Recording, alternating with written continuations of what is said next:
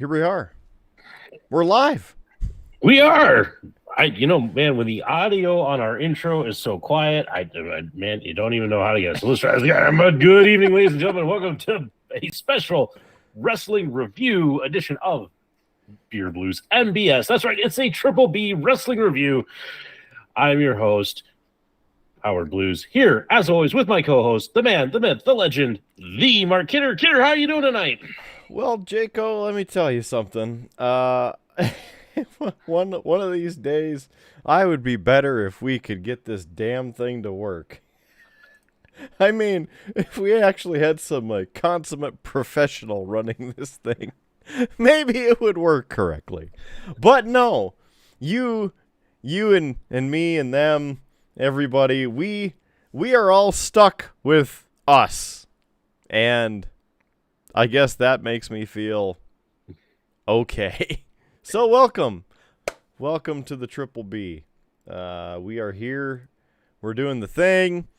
Let's talk about AEW, All Elite Wrestling's Double or Nothing 2023. Just got over with about almost half hour ago now. If you're watching us live on the YouTubes and the Twitters, thank you for joining us. We do appreciate it. See some people watching right now. And if you're watching the replay of this, thank you for the click. Please like, share, and subscribe if you would. We would greatly appreciate that. Kidder, I'm very much glad that you said the name of the pay-per-view because ever since I mistakenly made the wrong graphic because I thought it was a different show, every time that I have thought about, the opening tonight, I have always said All In, and I'm like, no, hey, it's Double or Nothing. I just have not been able to wrap my head around it, so I just didn't say it right off the beginning. Right. That's okay. So I probably would have screwed that up. And it is late, man. Yeah, could have been earlier, but not for this. You had my hopes up. I'm going to share this a little bit. I know where everybody's waiting for us to get to what's on tap, but I have to share this. I'm sitting down stairs here with my wife. It is like just a little bit around 10 o'clock, and all of a sudden Kidder sends me a text and says, hey, they're starting the entrances to the main event. I'm like, what is this? We're going to be like rolling early. Yeah. This is going to be great. I was so geared up. I get down here, and it's like 10:30, and it's like, just waiting. Yeah. Just waiting, and I've proceeded to sit here for about an hour, just waiting. Well, hopefully you got some stuff done. And here's the funny thing: I'm not completely wrong because, like WWE did, they had a double main event. The difference is that the two matches were at least back to back, but still. The last one is the main event. Let's just agree. Yeah. Did they? It's been a while, since I've watched. Did they have, poor Mark Henry do the main event thing twice? Did they? No. He's just on Rampage on Friday nights. Yes. All right, guys. There's been enough talk. It's time for the main event. And I know I could have saved it for later in the show, but it just felt right. They really should port that over to the shows. That he does that so well, and it is just instantly become iconic. They should just do that for every show. I'm just going to throw that out there. They probably should. Yes, they probably should because it would be a little more interesting. And then we would actually know when the main event is here. Yeah. So, Kidder, first things first, before we dive into the review, our predictions, our thoughts, our feelings, have a whole kumbaya circle, we got to get to everybody's favorite segment. If you're new to the show, we do a little thing called What's on Tap, where we find out what we're going to be drinking to get us through this evening. So, Kidder, you're going to be the one doing most of the talking.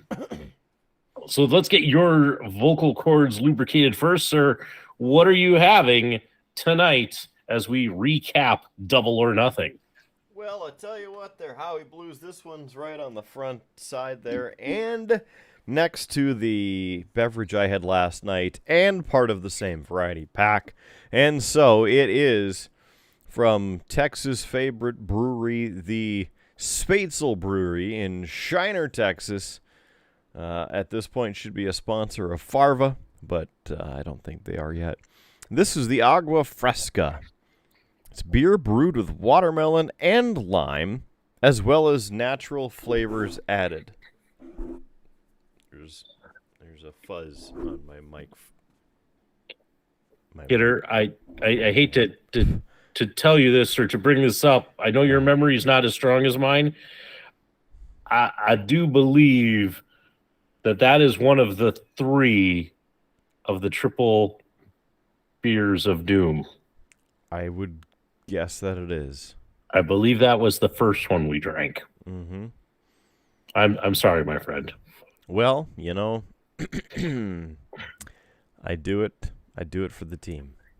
Mm-hmm. Government warning. Ball Corporation. 4.5% alcohol by volume, contains wheat. It does have the aluminum from Ball Corporation. So there is that. And nothing else really of interest on the can. And it appears the only people that are watching this are us. Most sensible people are probably, going to bed, getting some sleep. They could, but tomorrow's a holiday. Yeah, but most people get together. They have all of the family functions, the picnics, all of that. So, I see. Okay. Well, cheers to you, Howard. It does smell like watermelon and sadness.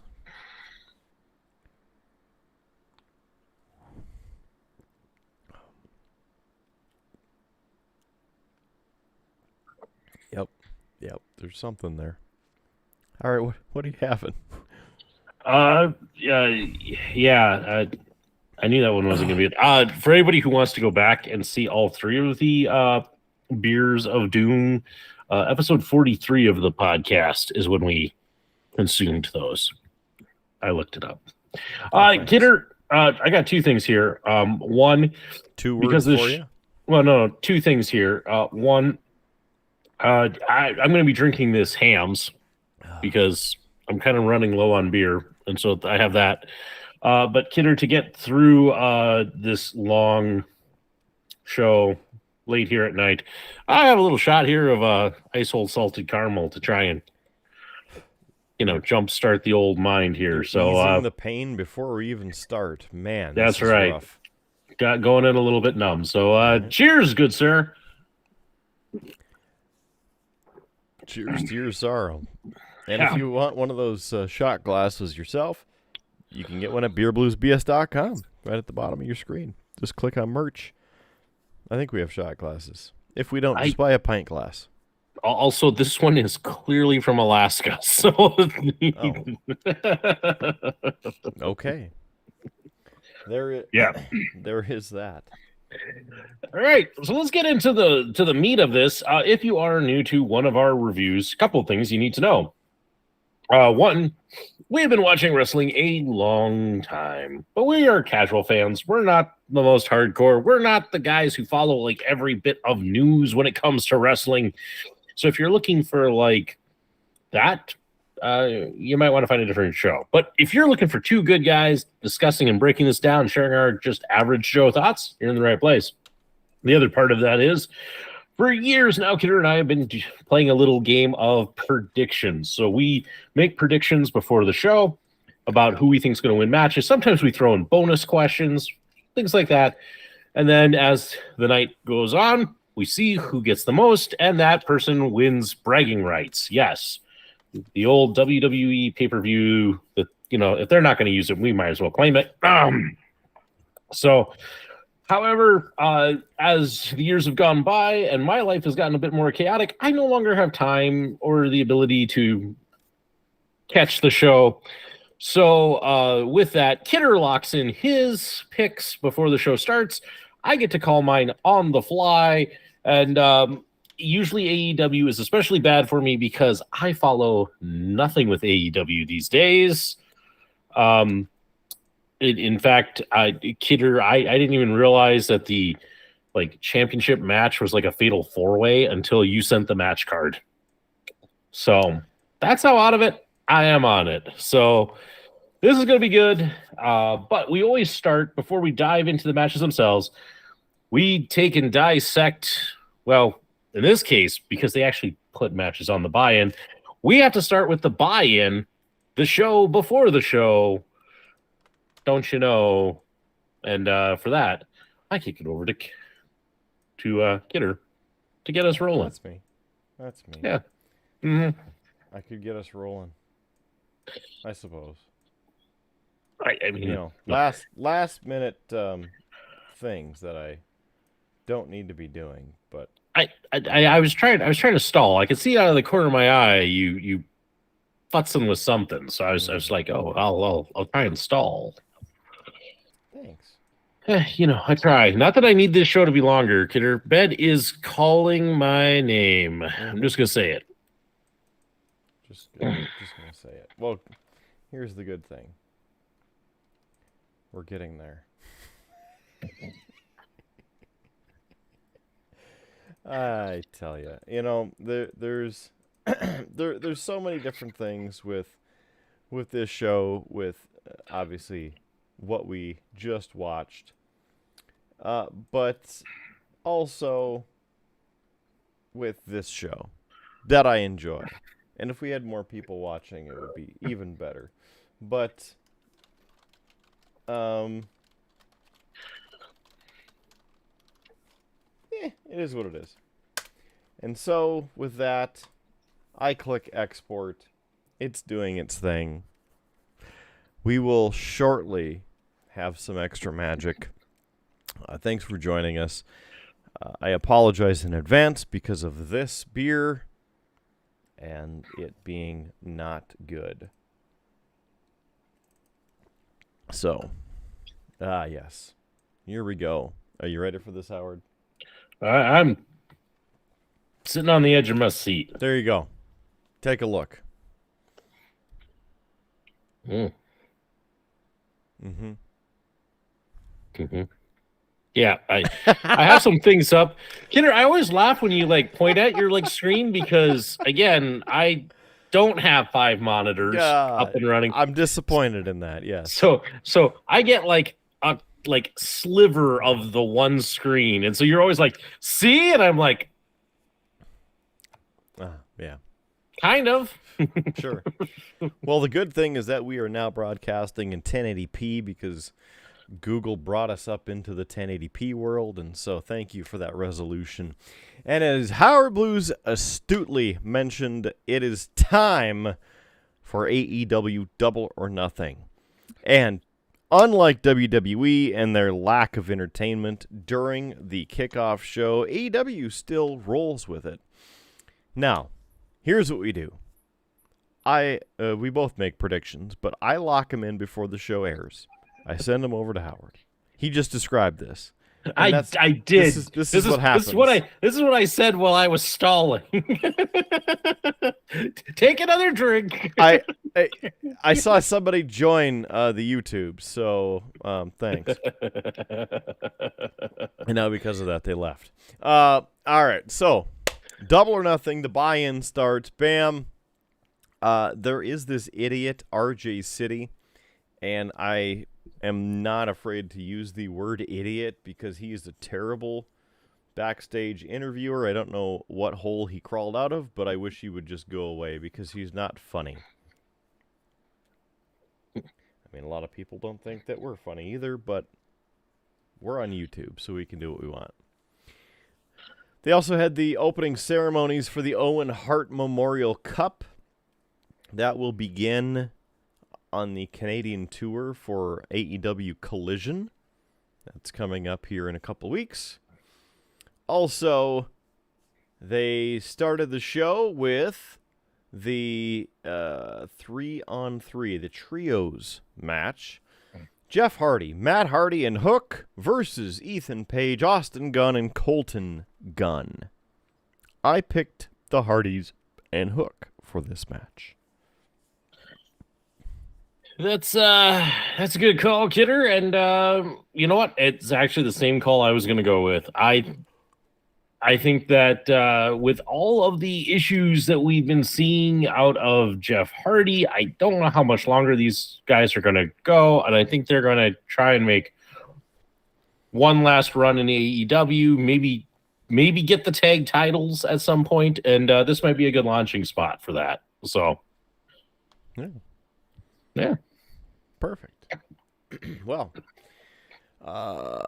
stipulation for this match as well, that if the Hardys win, they take, i.e. Matt takes control of Ethan Page's contract.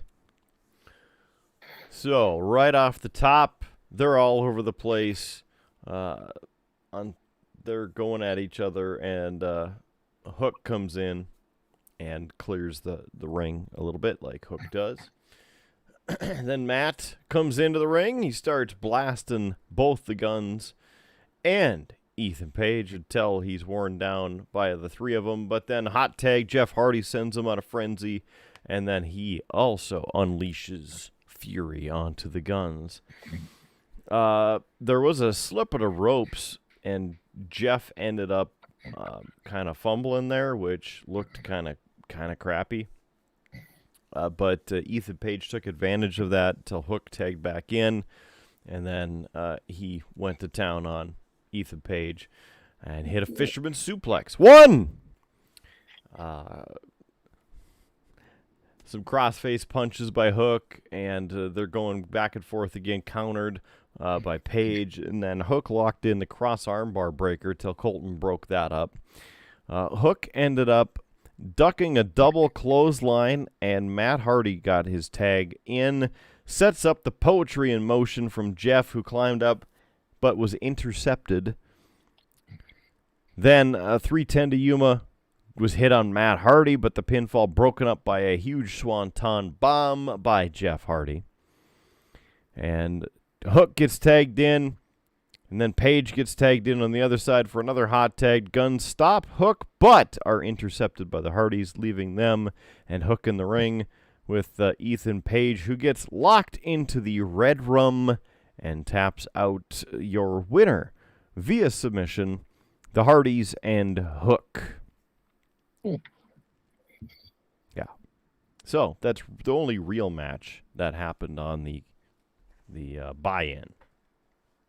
I say that because tonight's main event, the main show, was started by the 21-man Blackjack Battle Royal for the AEW International Championship.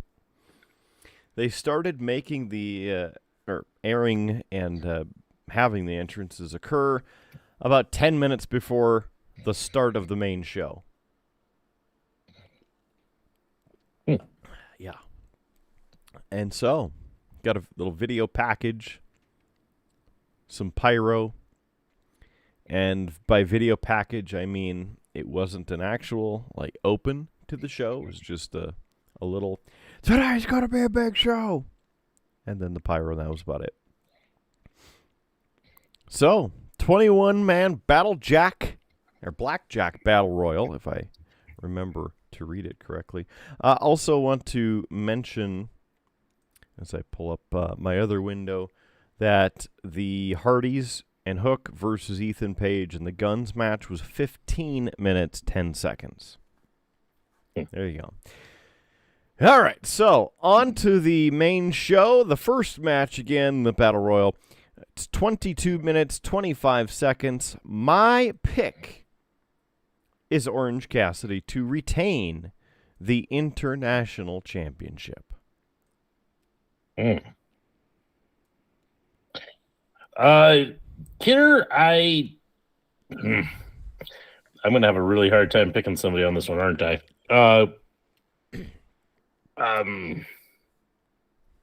You know what? I'm just going to go. I was.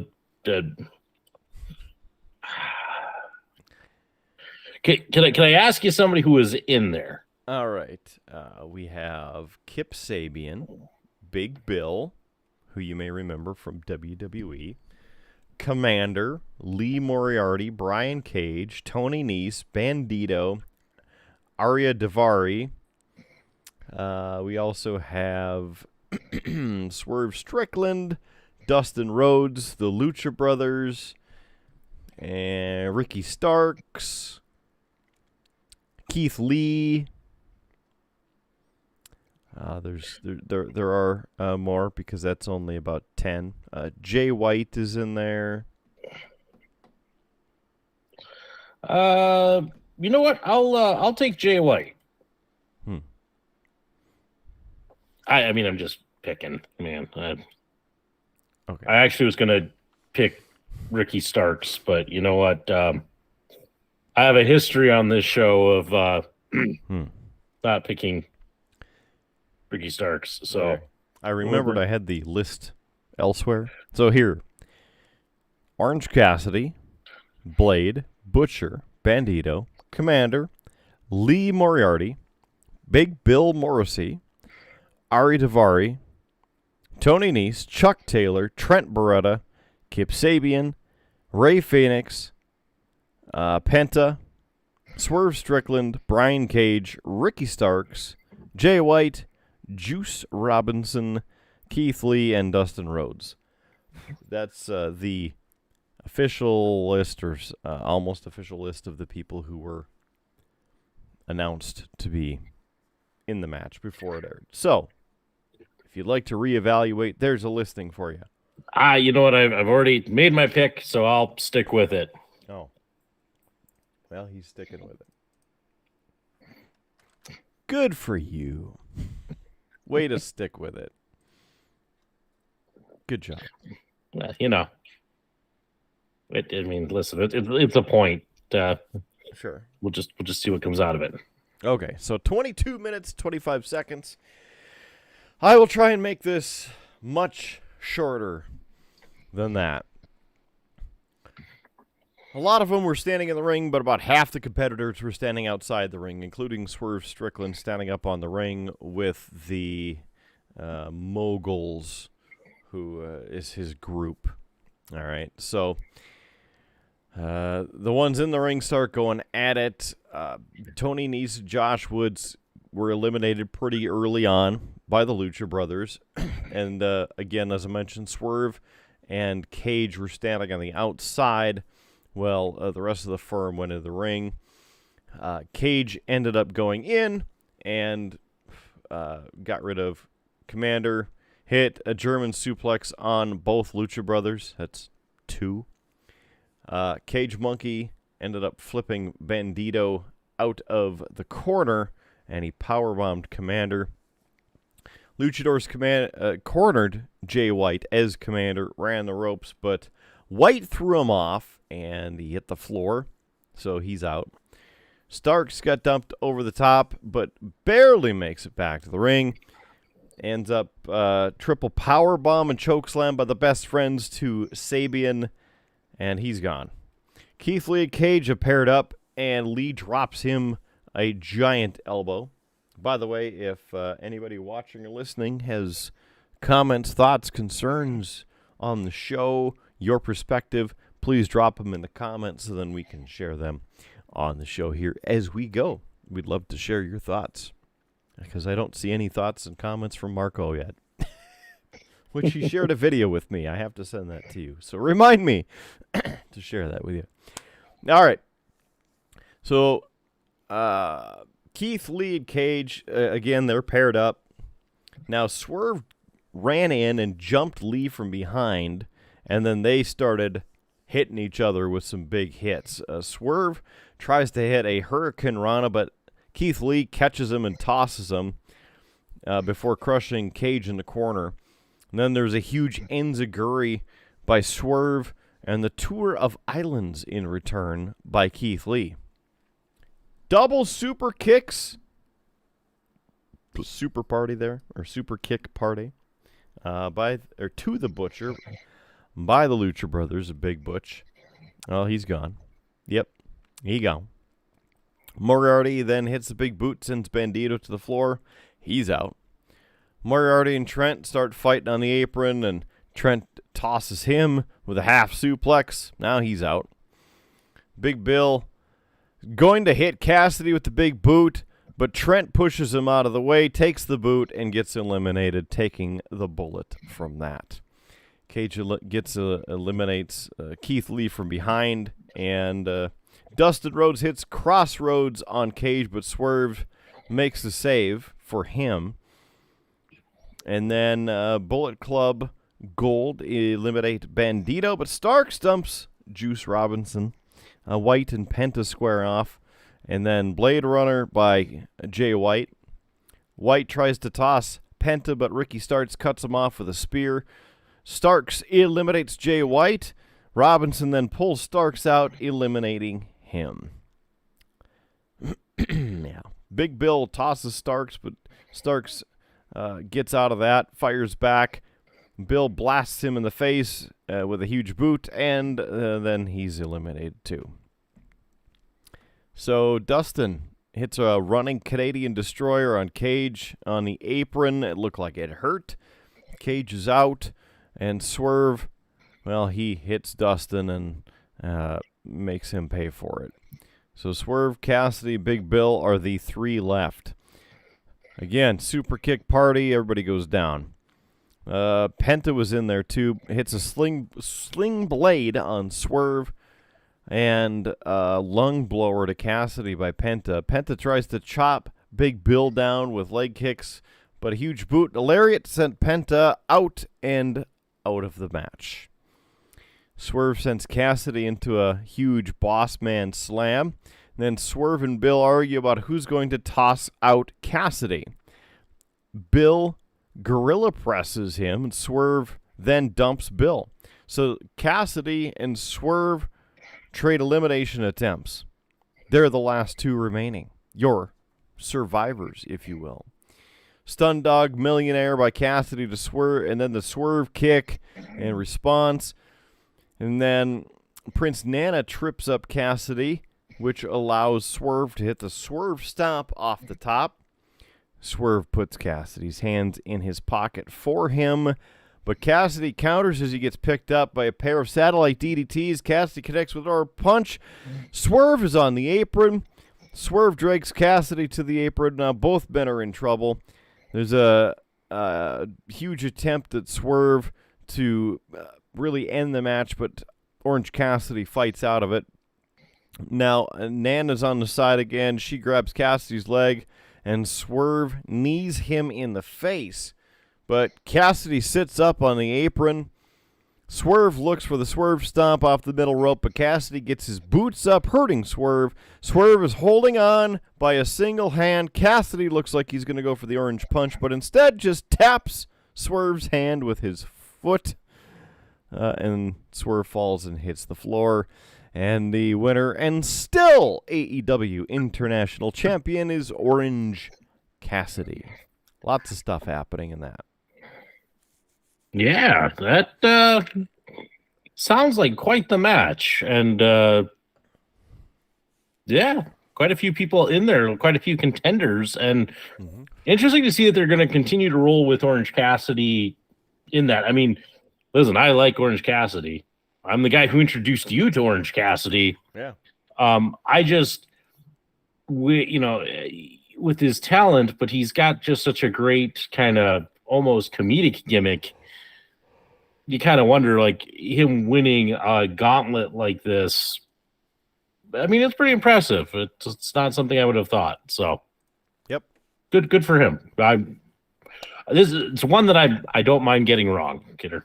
I'm okay. Like it. Like it. All right. That was 22 minutes, 25 seconds.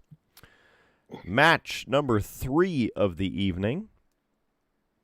This is an unsanctioned match. It is Chris Jericho with the Jericho Appreciation Society versus Adam Cole and Roderick Strong. And it also features Sabu, the special enforcer. Are you a Sabu fan? Not really. Okay.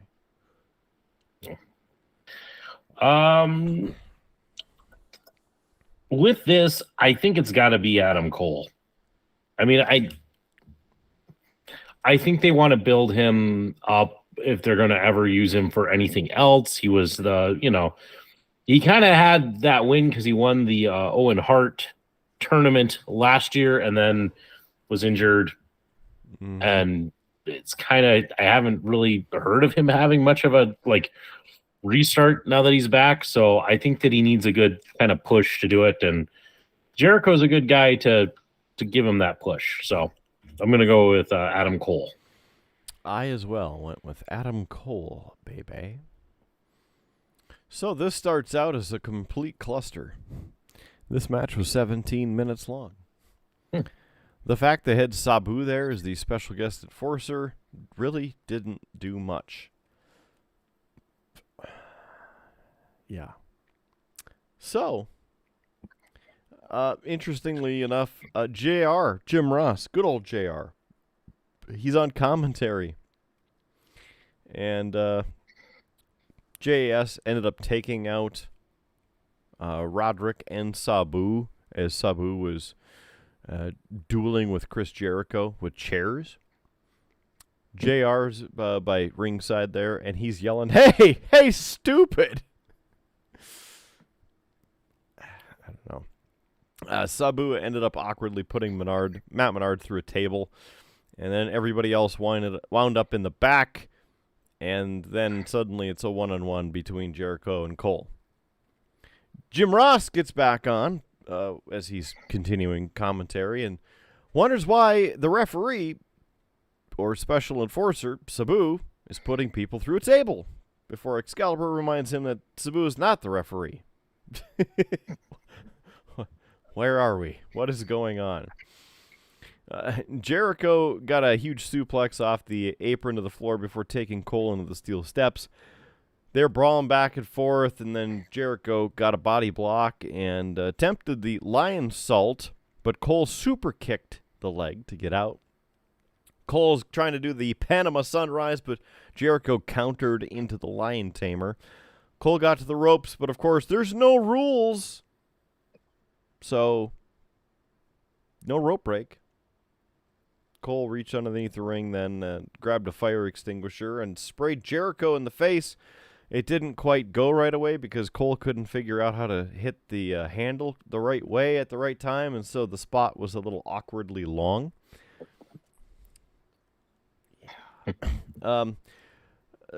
After that, Jericho didn't let go, so Cole ended up throwing the fire extinguisher into Jericho's face and then rolled him up for a 2 count. Jericho came up a little weak on his knee. Cole hit the ropes and then comes into a codebreaker. 2 count. Jericho looks under the ring, grabs a kendo stick. But wait a minute. Here comes the DMD herself, Britt Baker, out with a giant kendo stick. Baker hops into the ring and starts laying into Jericho with some vicious shots. And suddenly Saraya comes running out to try and make a stop. This is stuff that happened on Dynamite this past week, where they were kind of fighting, and even a couple weeks ago is where it really started. Anyway, Baker and Saraya ended up fighting their way to the back. Cole uses a different kendo stick, hits a backstabber, another 2 count. Cole goes up to the top ropes, but Jericho hits him with a chair. Through the chair at him, a la Sabu. I would say that would be more of the appearance from Sabu than Sabu himself. Cole ended up falling from the top rope through a table on the floor. Jericho grabbed a chain from under the ring, and Cole hits him in the stomach with it, even though Jericho had grabbed it first, and then DDTs him onto the chain. Then Cole handcuffs Jericho to the chain and to himself. Yeah. So now we're in a dog collar match. Cole hits a Panama Sunrise. A very long 2 count. Jericho hits Cole in the face with the chain, and now he's whipping him with it. Jericho looks for a chain wrapped, that is, Judas effect, but Cole ducks, but Jericho wraps the chain around his own neck. So Cole uses the turnbuckle, backflip over the top, hits him with 2 super kicks to the face. Cole lowers the boom, and then Cole wraps the chain around his knee because now it has come loose. Lowers the boom one more time, hitting Jericho with the running knee. Cole mounts him and delivers some ground and pound. And then Aubrey Edwards comes in and stops the match, making the official end result referee stoppage. But Adam Cole is deemed the winner. This was all over the place, as you could understand. It was kind of underwhelming, to say the least. But, yeah, that was 17 minutes. Which is a long chunk of time for a hardcore match. 17 minutes. I mean, it sounds like a lot of stuff happened, but it sounds kind of like a lot of ridiculous stuff happened. And I don't know, Kidder. I haven't been following. I don't know if this rivalry maybe really depended on this stipulation. Yeah. So it sounded like they just needed a hardcore match, and at least a hardcore match allows Jericho to hide maybe some of the fact that he's not as fast as he used to be. But yeah, I don't like the referee stoppage. It's not really like a clear-cut winner. In their rules, it is, because it was an unsanctioned match. I just mean for like storytelling. Purposes. It's pretty weak. I mean, unless you're going to continue to have them feud. But the thing about AEW is you only do really 4 pay-per-views a year. So if you're not, the pay-per-view should be ending things. It should be the clear-cut end. And so that's why this is weird. Because it's like, it's an ending that could be contested. We could have another match, but the next pay-per-view isn't for a while. So, yeah. Well, a couple months, because I think it's in July. I don't know. In England. That's all in. That's the one you want. That's the one I keep thinking was this weekend. We're not there yet. Yeah. I think it's because all the news I heard about AEW has been about All In and the ticket sales and all of that. So that's why it's in my head, because that's all I've been hearing. I had heard nothing about Double or Nothing. So that's maybe why I don't think about it. Sure. Thought theory. Anyway, what's next, Kidder? What happened after this match? All right. Number 4 officially on the card for the entirety of the show. It is for the AEW World Tag Team Championships. And that is the champions FTR, Cash Wheeler, Dax Harwood versus Jeff Jarrett and Jay Lethal with Karen Jarrett, Sonjay Dutt, and Satnam Singh. Mark Briscoe is the special guest referee for this. I chose FTR. I too am choosing FTR because I'm a fan of FTR. Yeah. And top guys out. I want to see them continue. So, I mean, I could do that. I just have to use a thumb. I don't have a fancy flip screen, I guess I could hold like my phone up, maybe. There we go. Anyway, Yeah. that joke is old. Anyway, we're gonna have people like leaving comments like they're good, but they easily are distracted. That's what happens when we do reviews at midnight. At least we would get comments. Yeah. Hey, by the way, please subscribe. Thanks. Here we go. This match, 20 minutes exactly.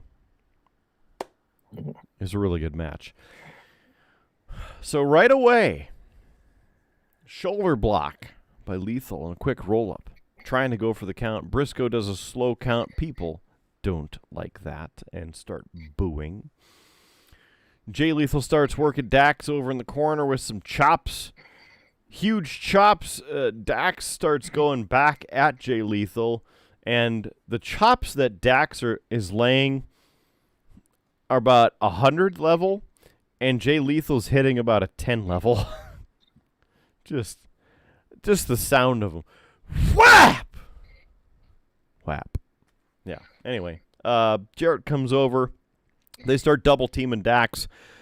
Dax comes off the top rope with a crossbody, though, putting a stop to that. And then there's stereo sharpshooters by FTR, but Jarrett and Lethal get to the ropes, so, of course, rope break. There's a double back body drop. It sends Lethal flying with the noggin knocker on the floor by FTR. So they pull him back into the ring, and Jay Lethal sends Cash Wheeler into the ropes, and Jarrett low bridges him, which sends him over to the floor. Okay? So, an interesting side point. Throughout the first half of the show, because JR was there for only half the show, every time somebody came to the announce desk and touched it or moved it, Jim Ross like, hey, got the announce desk, just going off. So it's kind of humorous because he was getting angry every time somebody came over to the desk and, moved something. Anyway, Cash gets into some trouble because Jarrett hit a Russian leg sweep behind Mark Briscoe's back. There's a boot to the stomach by Jarrett and a swinging neck breaker by Jay Lethal, who is now the legal man.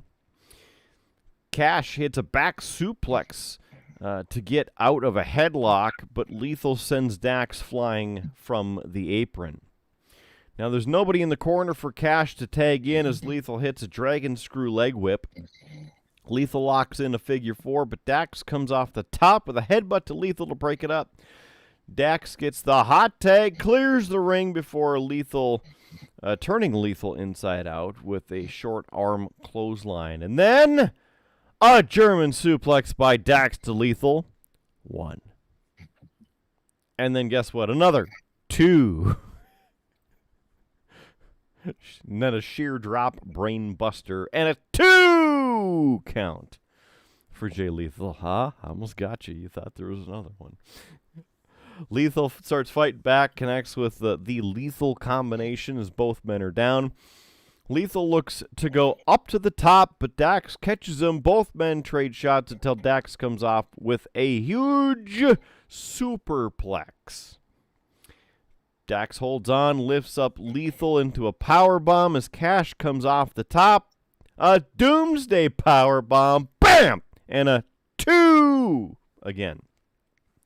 Now, Sonjay Dutt comes up to the ring, and he starts to interfere, but Mark Briscoe sees him doing it and sends him the hell out of here.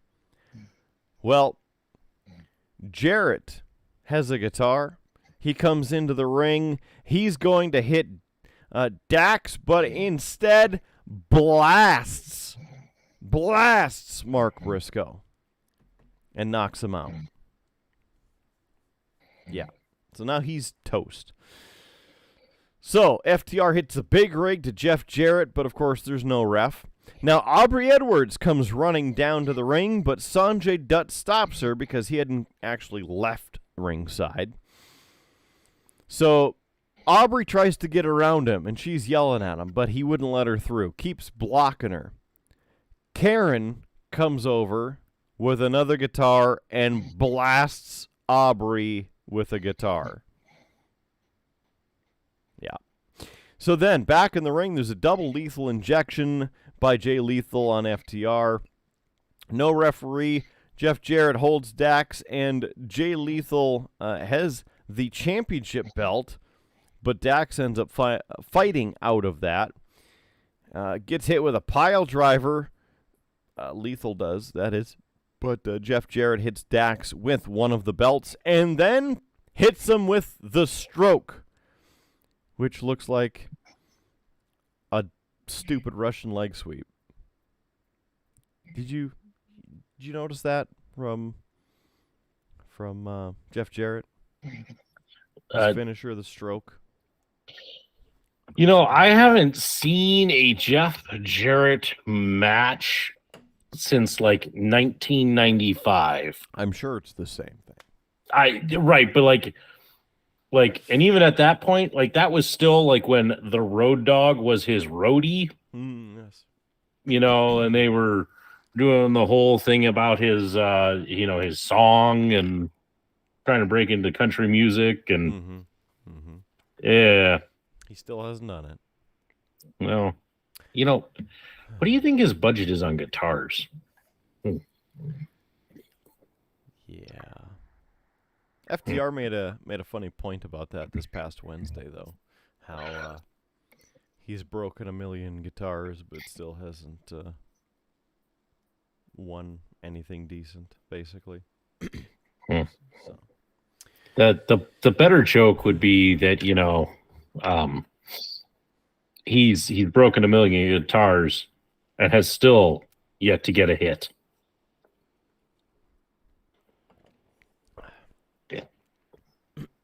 Sorry, this is blocking my humor. The drink is.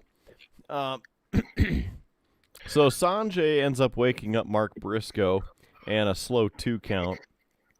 Jeff Jarrett is furious with Mark and starts yelling at him in the corner before slapping him in the face.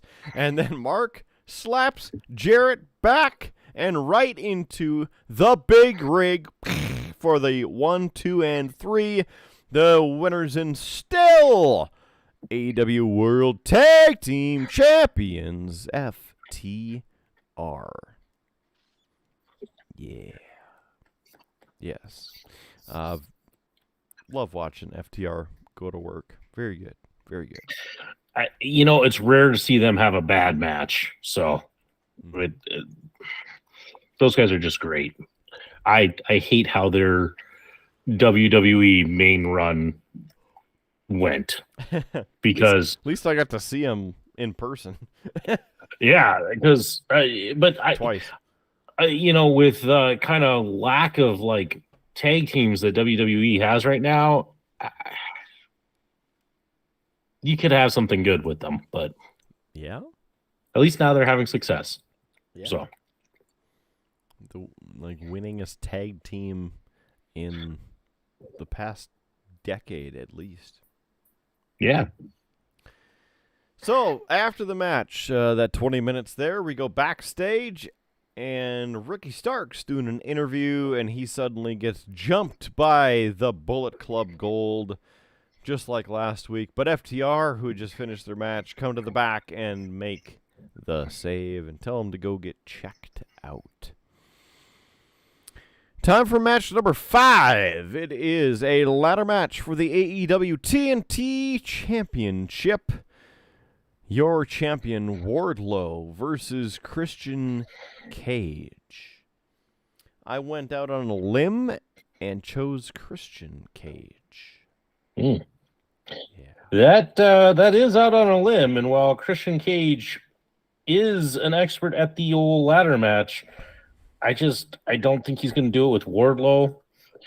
I also think they need to do something with Wardlow. I think he's kind of had a bad run since this whole thing with MJF. He's kind of just fizzled. And so I think they need to start rebuilding him. And here's a great chance to do it. Have a great classic match with Christian Cage. But Wardlow needs to retain the title. Okay. 17 minutes, 10 seconds, and we're off. Right away, Wardlow grabs a ladder.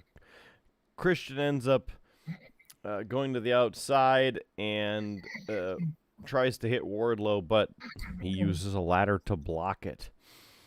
Wardlow goes over, sets up a table, and he has taken control of Christian, lays him onto the table. Wardlow heads up to the top. Looks like he's going to hit a swanton, but Christian gets off the table, and Wardlow jumps down. The fight continues to the outside of the ring. Christian starts jabbing Wardlow in the stomach with another ladder, and then bridges it between the ring apron and the guardrail. They're fighting back and forth, and Christian ends up being put on top of the ladder, and then Wardlow comes up to the top, but Christian moves out of the way and then shakes the ladder, so then Wardlow falls between the rungs of the ladder and has the mini Wardlows crunched.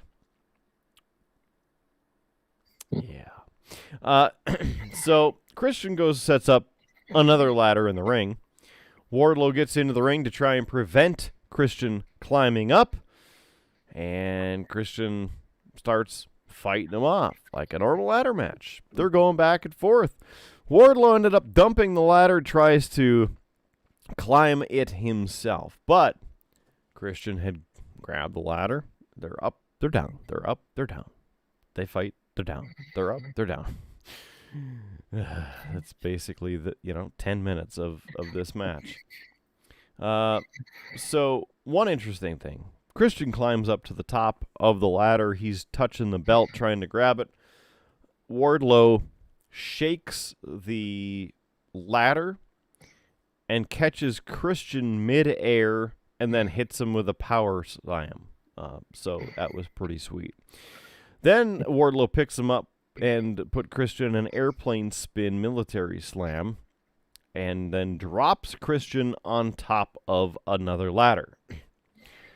So Wardlow attempts to climb the ladder, and he's touched the belt, and then Luchasaurus comes walking out. Luchasaurus rolls Christian into the ring. Christian is able to catch Wardlow with a diving reverse DDT from the ladder. Christian charges, but Wardlow counters with an Alabama slam on the ladder. It looked like it hurt. Wardlow goes up top, but Christian moves, and Wardlow swanton bombs the ladder instead. So Wardlow's down, and now the enforcer himself, Arn Anderson, comes waddling down to the ring. He starts telling him some advice. Wardlow jumps up from the top rope to the ladder, but the ladder takes a crap and buckles underneath both of them and sends Christian to the top rope over the top and Wardlow onto the ring mat. Wardlow looks for a ladder, but Luchasaurus is there and hits him with a choke slam. Suddenly, Arn Anderson is there, and Luchasaurus comes at him. But Arn grabs his Luchasaurus' hand and then bites his thumb off.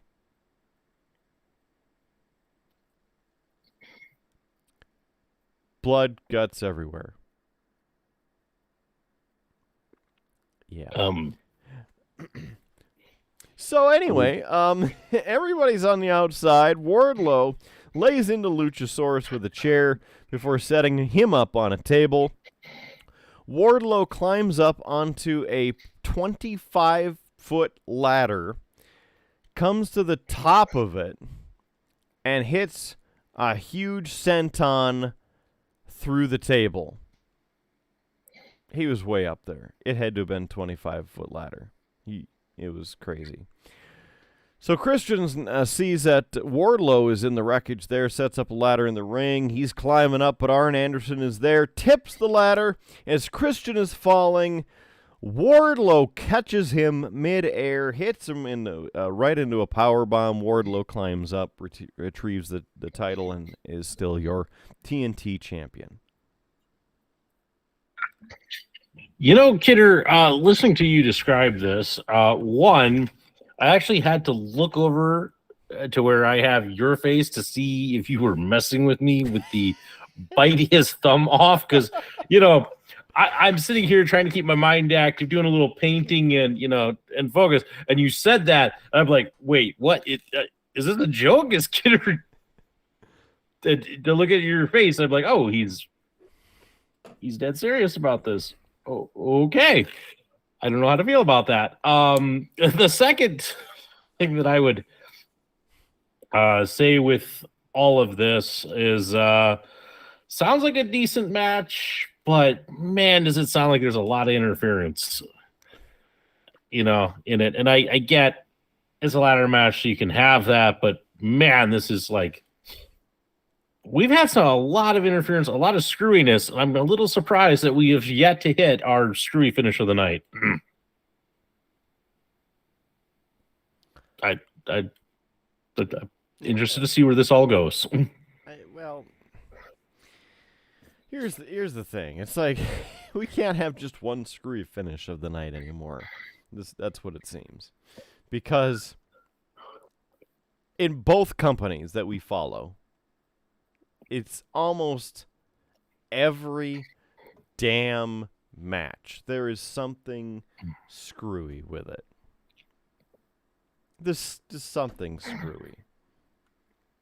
Every damn match, but not yet. So there's that. 17 minutes, 10 seconds of your life. All right. On to, let me see, match number 6. This is for the AEW World Women's Championship. Your champion, Jamie Hayter, versus Toni Storm. For this one, I chose the champ to retain. Hayter's the champ, right? Yes. I know it's boring for me to choose the same thing, but I don't think that they're going to put it on Toni Storm, so Hayter it is. Are you done with that thing finally? Ugh. I know. I mean, I've been talking so long. I need some water to wash that crap down.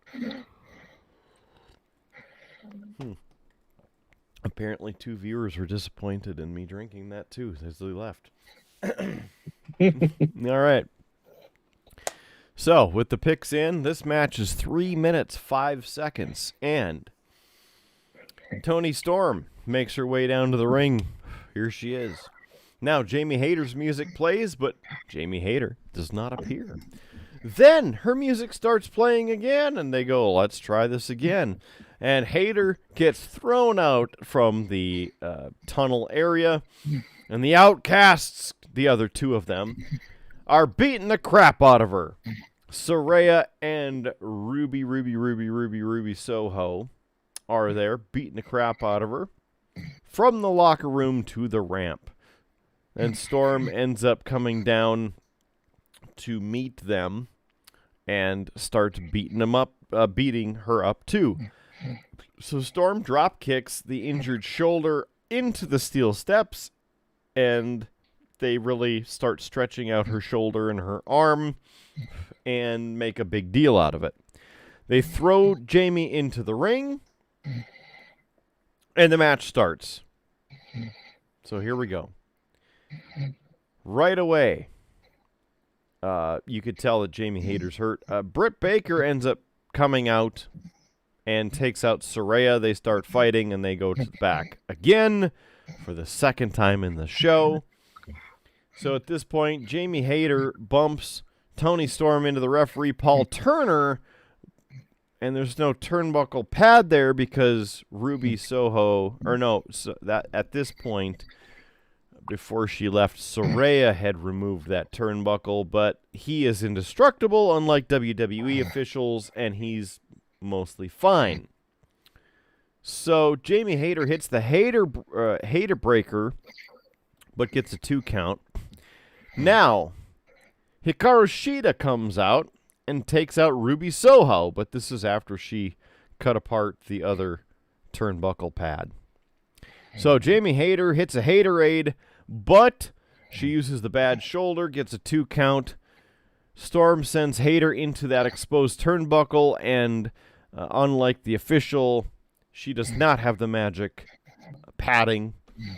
Hit to Storm 0, 1, 2, and 3. The winner and new AEW Women's World Champion is Toni Storm. And yes, as you're discussing and talking about, hell, we might as well do it. Bam! Oh, crap, there's stuff over the top. Hold on. There it is. Let's just do it. The screwy finish of the night. There you go. It is what it is. Yeah, that sounds like a very screwy finish. And just because it didn't appear, without stuff over it or behind it, I'm going to do it again. Bam, there it is.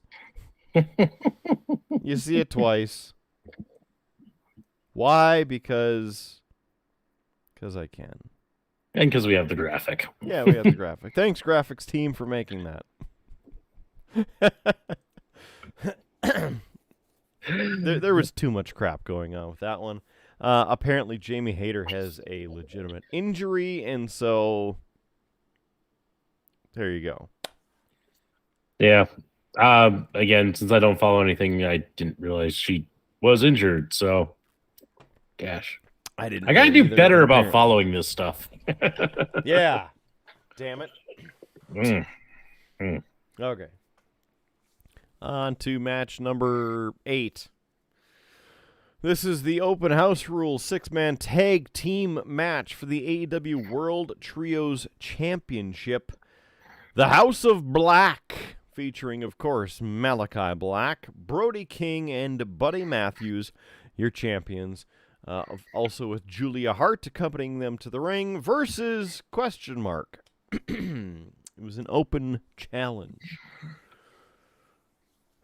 Got an idea of it earlier today when I finally watched Dynamite that the Acclaimed would be challenging them for the Trios Championship tonight. And that's who it was. The Acclaimed and Daddy Ass. Yeah, so I chose the House of Black. Really? Yes. I would have thought you would have gone with the Acclaimed.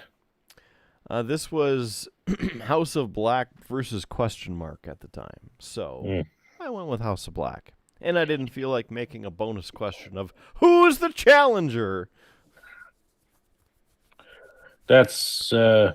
Because in AEW, they actually have a bunch of trios. Yeah, they do. That could challenge. It could have been anybody. Could have been anybody.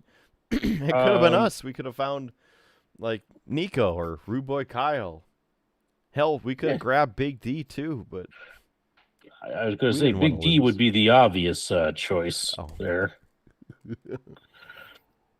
We just could send him in, and you and I would just sit on the ring and drink beer. All right. Until it's time for me to go and stunner everybody. I too was going to take House of Black because I like the House of Black. And I'm not a fan of the Acclaimed. Oh, but everybody loves the Acclaimed. Clearly that's not true.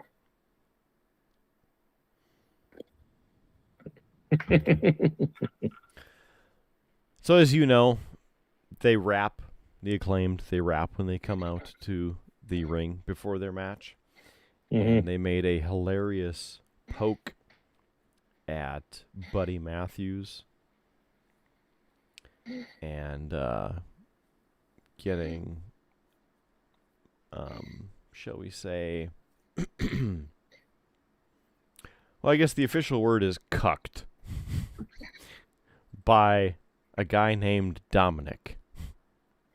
So, i.e. throwing shade at Rhea Ripley and Dominic. I was laughing at that. All right, so they're in there. This is the House Rules. The Acclaimed decided that they did not request an actual rule or stipulation of their own because that is part of the House Rules that the House of Black has for the Trios Championship. I could go into it more, but it would take more time to explain than needed. This match was 15 minutes, 30 seconds. Here we go.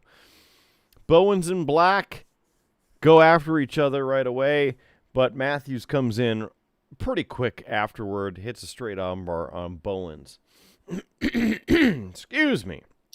Then there's a Kitaro Crusher by Bowens and a drop kick to the face. A back suplex by Matt Caster to Matthews on the apron. Looks like that hurt. Then Caster comes back in, runs into a big boot by Black and a big lariat by Brody King. Bowens gets a tag, and it's a scissor me timbers to Black, but Black catches the ankle, locks in the straight ankle lock.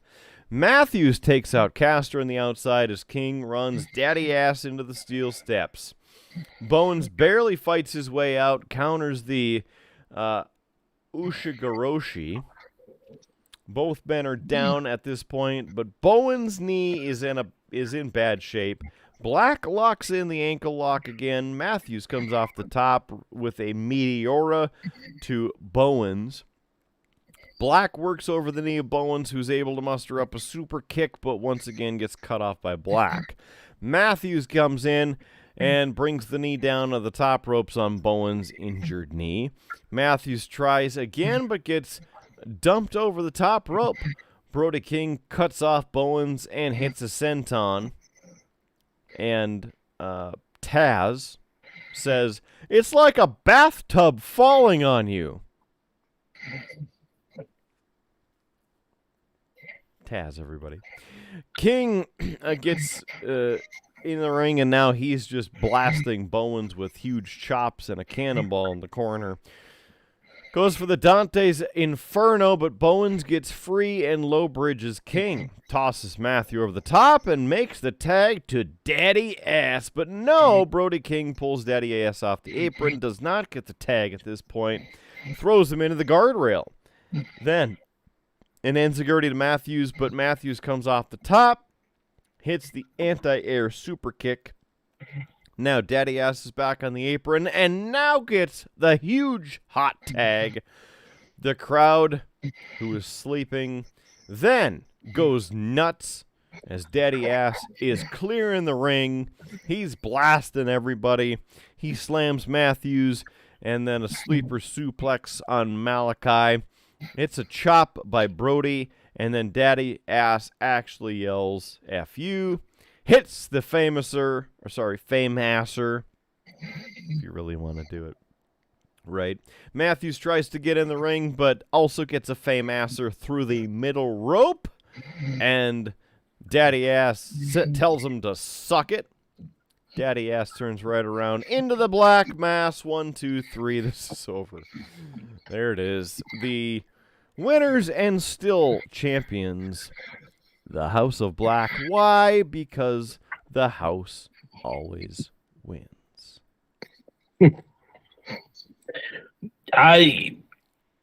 Sounds like at least a decent match, though. Could have been worse. Yeah, if I following that correctly, it was Daddy Ass who took the black mass. Yes.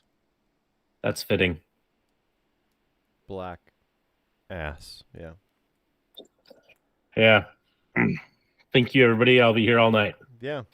Hey, Dally Pool. Thanks for stumbling on into the show. Appreciate you watching. And feel free to drop some more comments.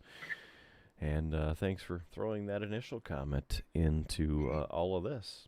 Maybe your predictions for the next one. Hey, a question. The biggest future in order, top 5. All right.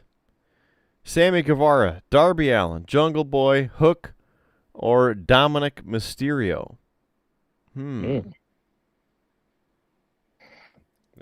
one to throw at you there, Howard. What's your thoughts? So what was the question again? Give me it. Who has the biggest future? Top 5 there for you. Choosing from Sammy Guevara, Darby Allin, Jungle Boy, Hook, or Dominic Mysterio.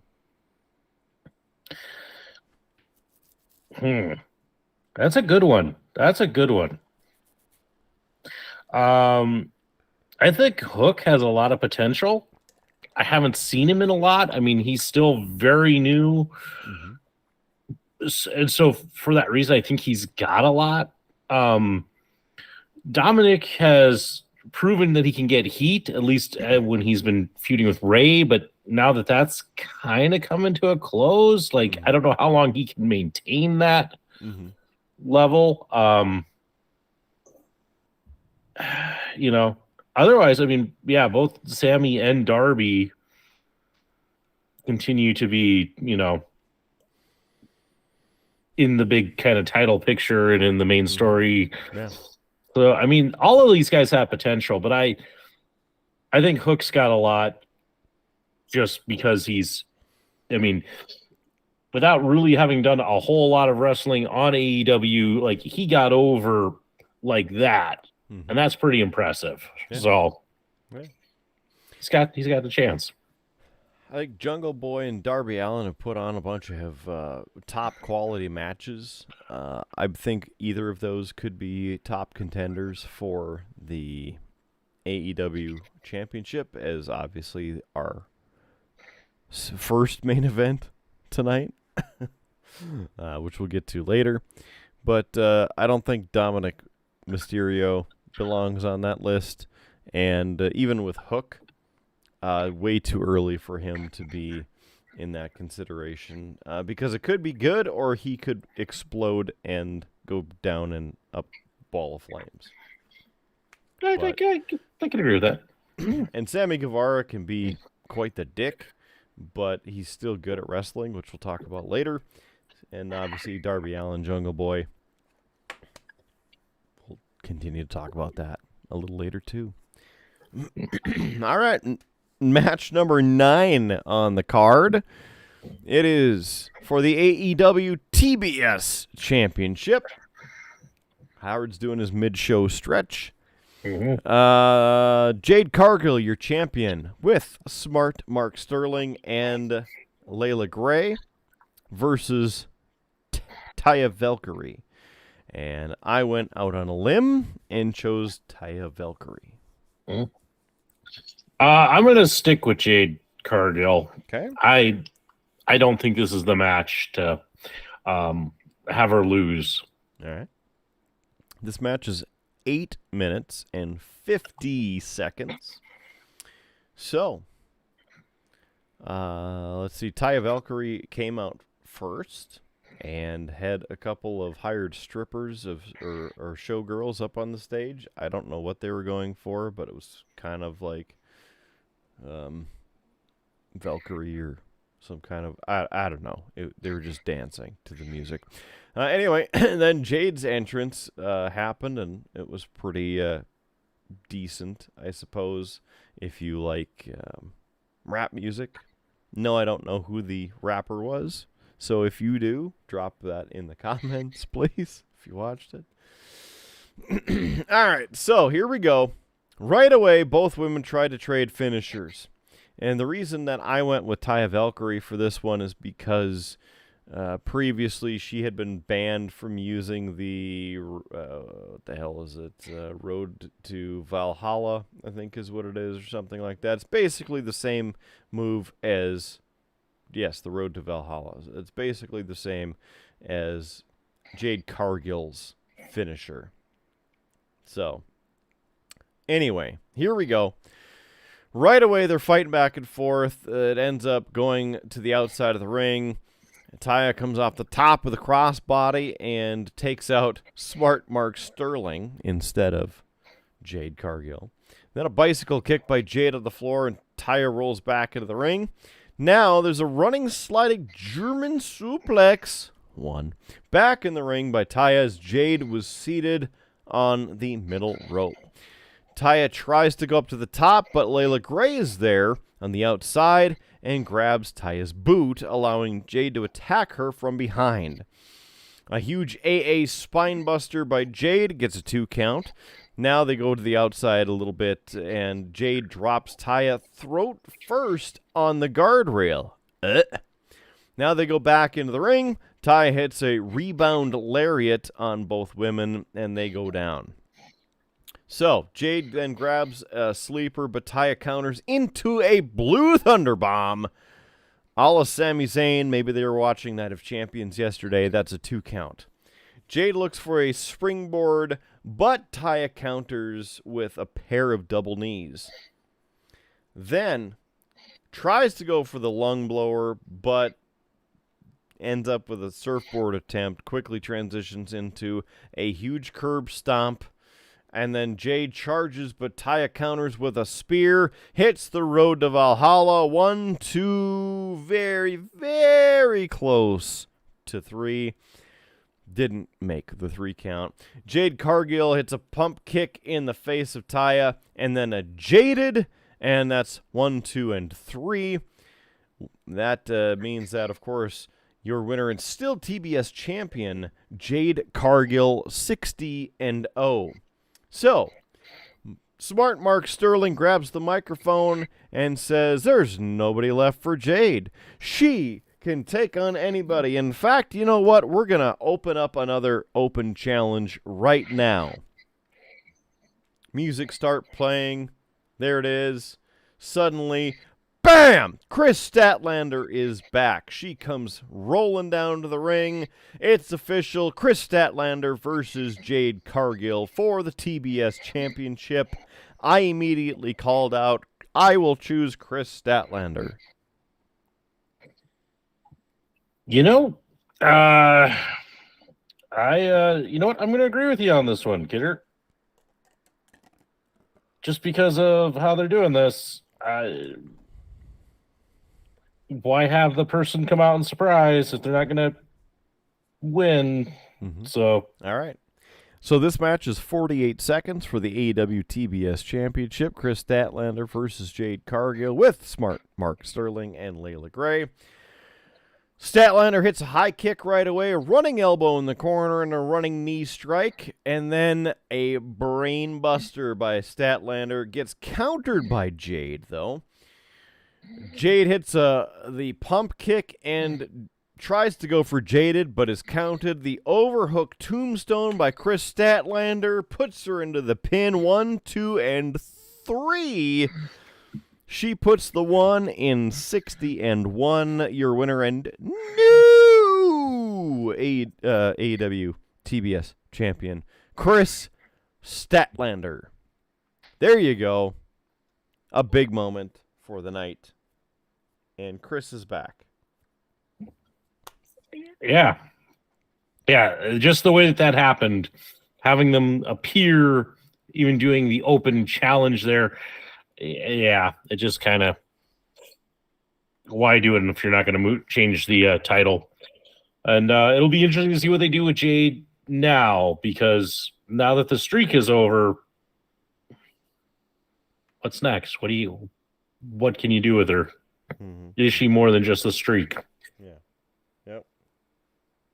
I mean, she has some better moments, and so hopefully there will be that opportunity for her to continue learning and doing things a little better. So before we get to the next match there, we have Dally Pool. What do you guys think of all the online talk that Kenny Omega is better than Kurt Angle at his peak? I think that's bogus. I think Kenny Omega is highly overrated. And I think Kurt Angle is way better. Not only because he's Kurt freaking Angle, but he won a gold medal with a broken freaking neck. And Kenny Omega has not done that. So there you go. You know, I'll put it this way. Like, I know Kenny Omega has had some amazing matches in like New Japan and such. I just haven't really seen him pull it off in AEW. Mm-hmm. So could he be better than Angle in his prime? Maybe, but I haven't seen it.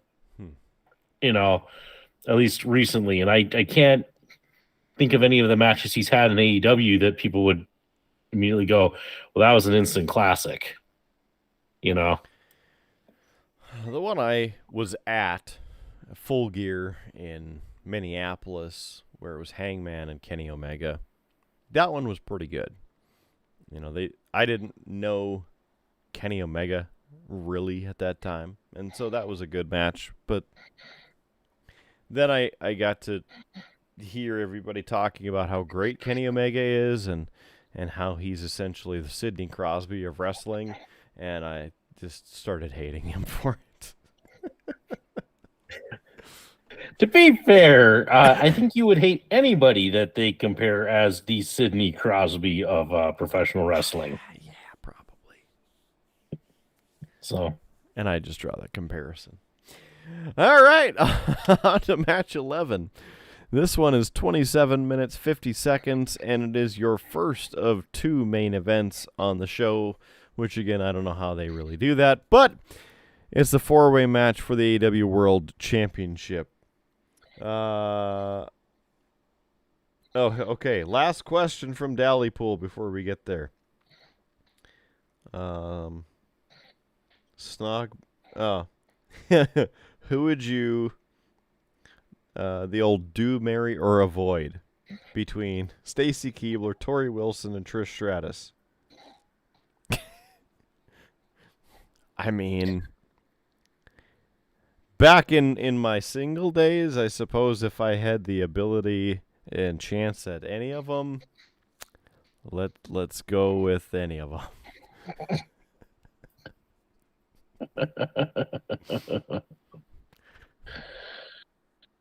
Yeah. I am not really a great person to answer those kind of questions. Well, Howard Blues, I'm sure that if in your single days, back before, in the world we're living in now, that if one of the 3 came up to your door, are you Howard Blues? Yeah, yes, I am. Can I come in? Well, let's face it, Howard Blues has never been that lucky. Well, neither has Mark Kidder, so here we are. Thank you very much. Maybe I should close the show. In case I get murdered tonight, you know where I'm live, so you don't hear from me for a couple days. Please send a search party. All right. Thanks for the question there, Dallypool. Glad we got a couple laughs. Smash that sub button like you'd smash any of the 3 of them. All right, here we go. Match number 10 is the 4 Pillars Fatal 4-Way for the championship. My choice is Maxwell Jacob Friedman, MJF. Well, this is going to get boring because I also was going to choose MJF. Because I think that, they're not done with him in that position. And I just mean as like the guy at the top, I think that there's so much more they can do with him. And again, losing it in a 4-way like this, just meh. Yeah. If you're going to finally have somebody beat MJF, it's got to mean something. Yeah. I should mention that we were also just asked another question from Dally. Oh, boy. To make it easier on us. Again, same question of, smash, marry, or avoid. Jim Cornette, Eric Bischoff, or Vince Russo? Ooh. Yeah. I think I'd have to marry Eric Bischoff. I would avoid Vince Russo, and Jim Cornette would be good for one night and then never call him back.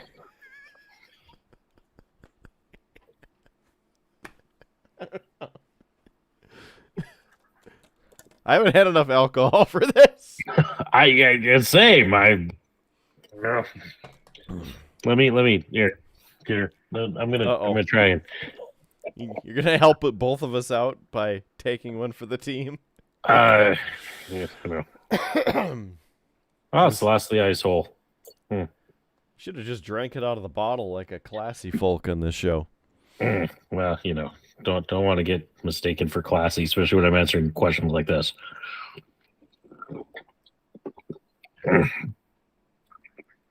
Yep. That's not a great chaser for hams. I'm just going to say that. Maybe But should be the other way around.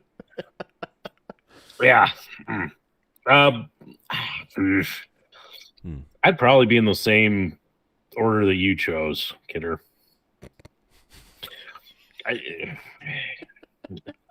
I've never been a Vince Russo fan, although Jim Cornette can be awfully irritating.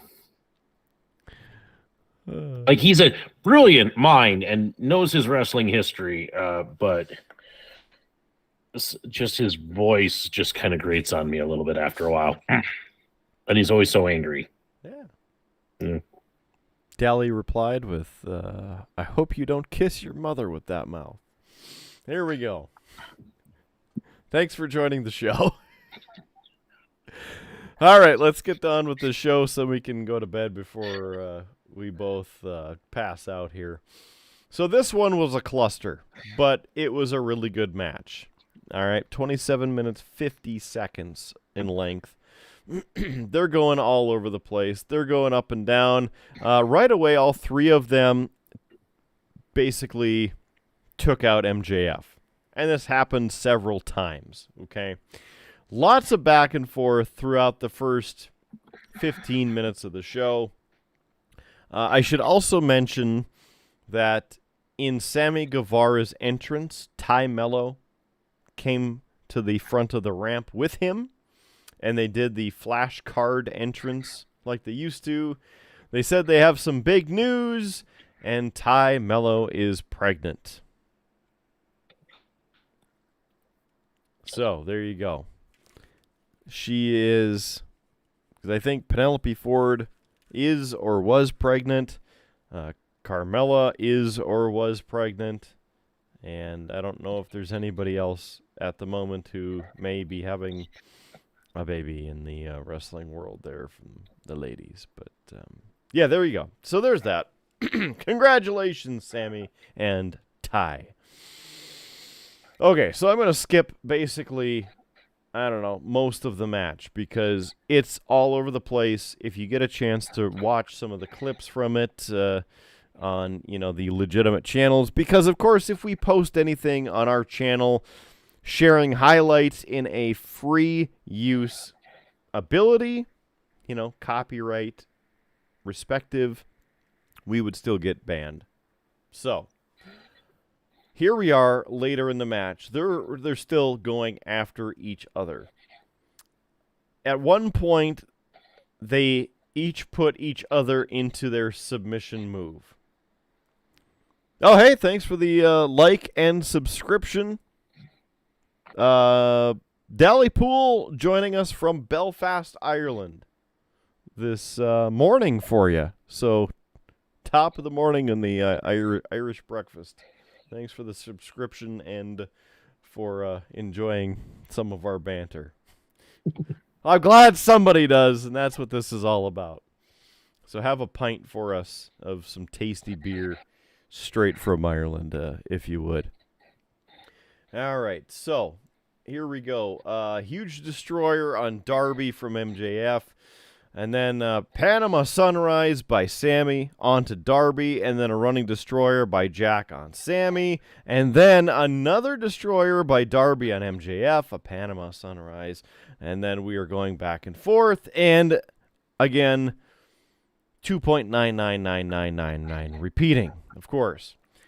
Jungle Boy then slides out to the outside. Darby drags him into the corner where he runs and clotheslines Jungle Boy and MJF over the barricade. Darby goes up top, Sammy catches him, and then an avalanche Spanish fly to the outside that takes out MJF and Jungle Boy on the floor. Everybody starts crawling back into the ring. Everybody is then throwing fists at each other. MJF ends up deciding to poke everybody in the eye. Because they're all standing. That's racist, yeah. That's funny, because that's one of the things we say on this show all the time. Have a good breakfast over there anyway. Do that to start. So this spot with all three of them standing in the row and MJF poking their eyes out, I thought was like the Three Stooges, except there were four of them. And it was kind of a terrible moment, to be completely honest with you. But all three of them ended up standing up and triple super kicked MJF. So the payoff was okay. Darby and Jack held MJF for Sammy. He did a diving cutter off the top. Darby hit a code red and then a northern lariat by Jungle Boy. So all of them going for these different combinations. Just a great row of a sequence of events. That's the phrase I'm working on. So they start pinning and trying to do what they can, but obviously we're still not to the end of the match. So Sammy finishes the sequence with a huge implant DDT on Jack as Darby hits the code red. Darby looks for the coffin drop from the top, but MJF, yes, hits the rope. He falls down onto his mini skateboards and is stuck to the top of the turnbuckle for a bit. Then suddenly, huge blonde bombshell off the top by MJF. Jungle Boy runs in, tries to pin everybody, but he gets a 2 count on everybody as he's going in circles. The official also running circles and trying to keep up. Then, giant cutter off the top from Sammy on Jack. Then a low blow by MJF to Sammy because that's legal in the Fatal 4-Way. MJF goes off to the side, grabs his dynamite diamond ring, and Darby comes out of nowhere and smashes him in the back with the skateboard and then finally hits the coffin drop. He gets a headlock takeover by Darby, but Jack breaks that up. Darby is mad, and now suddenly they're going at it. MJF grabs the Triple B, not this show, just the belt. He looks to hit Jack with it, but Sammy clotheslines him over the top rope. Jack catches the title belt. He's looking at it. He's thinking about hitting Darby Allin with it, but Darby stands up. Jack, he's perplexed and decides, no, I can't do that. Throws it down to the side, and Sammy clotheslines him over the top. So, running knee on Sammy to Darby. Then Sammy grabs Jack, tries to go for the GTH. Darby dumps Sammy to the outside, comes off the top of the coffin drop, but MJF puts the title on top of Jack as Darby is in midair. Darby blasts his head on the title, knocks him out because the title is the 99,000 points of immediate damage, and instead knocks him out. Headlock takeover by MJF on Darby, and that's it. 1, 2, 3. Yes, winner and still AEW World Heavyweight Champion MJF. Dallypool is having a Guinness. And it's okay. Thanks for interrupting and commenting because we appreciate it and appreciate you following the show. Yeah. Top of the morning, so I appreciate that. I was going to say, Kidder, this is the one match that I wish I would have gotten to see because I think this one would have been good. Yes. And I'm very disappointed. I'll have to check it out, check out some highlights and such. So far, this sounds like the match of the night. Yes. And that's some high praise because that FTR match also sounded really good as well, but yep. I think this one was just probably slightly better. There was a lot more innovation happening here, but I mean, it's everybody against everybody. So I think that's what made this better than the FTR match. I mean, it's a tag match. There was some shenanigans, the guitar. But anyway, That's that. 27 minutes, 50 seconds. Almost what we spent talking about it, even though I skipped about half of the match. So we'll see what happens, because I think this, even though MJF retained, all of them were elevated by their performances in this match. They all put on a great show, and as I kind of hinted to earlier in our little show here with Sammy Guevara, this was proof that he can actually do a lot of great things by himself, and while he's still attached to the Jericho Appreciation Society, he can still put on some fantastic content and hopefully not be a dick. Yeah, it'll be interesting to see what they do next for MJF, because, I mean, this is basically just taking out 4 of his, potential opponents. It'll be interesting to see what they decide to do and spin it off. And it'll make watching like Dynamite interesting. Yeah. Just see what they do. Yeah. All right. Thanks for the comment there too. Dallypool didn't get to see the show, and wasn't easy to find, so he is enjoying being here. So thanks for being here, because we couldn't do this without you. So if you're watching the show, if you'd like, subscribe. We appreciate it. Join us in the comments for your final predictions, because we have one more match, Howard Blues. It's the 12th of the night. My question is, are you ready? Yes. I am so excited to get this last one done so I can go to sleep. And, okay. So this is Anarchy in the Arena. It's 27 minutes. Justin Roberts comes on there as the Dapper Yapper himself. And ladies and gentlemen, this is your second main event of the evening, and shit's about to get real. I should also mention in the last match, because that swearing reminded me that MJF, it was hilarious to listen to in that match, because he was dropping F-bombs and saying shit, and right before he get blasted, and it was comical to me just watching that.